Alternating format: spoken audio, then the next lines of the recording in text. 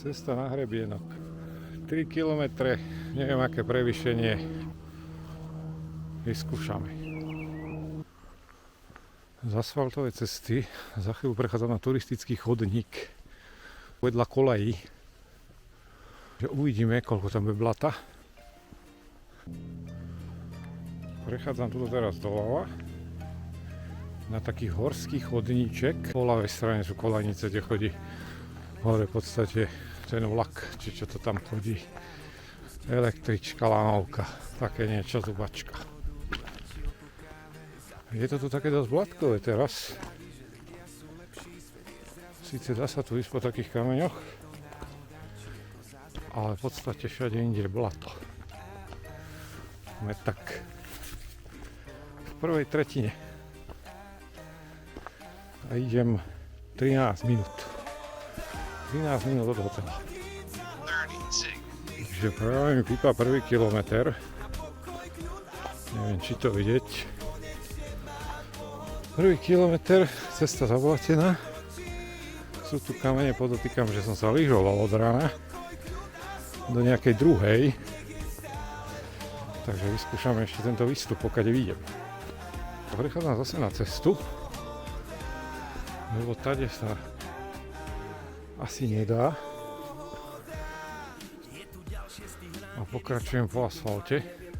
Zase tu máme oznámenie, že máme použiť turistický chodník, aby nás ľahké auto nedalo dole.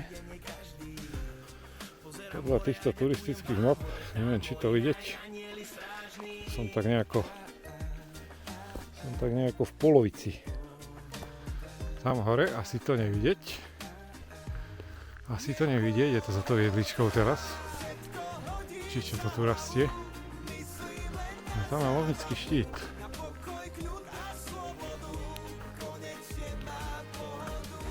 Dokonca sú tam ešte nejakí turisti predo mnou.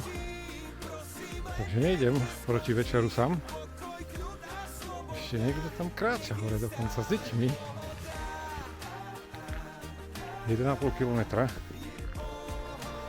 Trochu strmší úsek.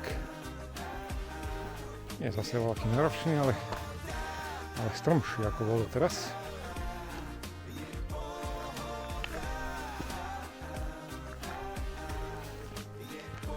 A pokračujeme ďalej. Uvidíme dokedy. To sú tí spomínaní turisti. A blato je tu teda poriadne.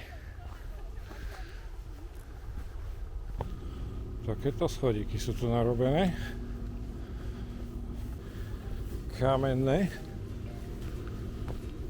Asi pre ľahší výstup. Turisti sú za mnou.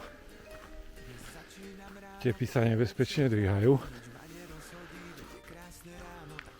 Tak teraz otočím kameru pred seba. A myslím, že práve sem prichádzam. Takže od hotela Grand Hotel Starý Smokovec momentálne mám rovných 35 minút. Nejaké také 3-4 minúty a som tu na tej vyhliadke.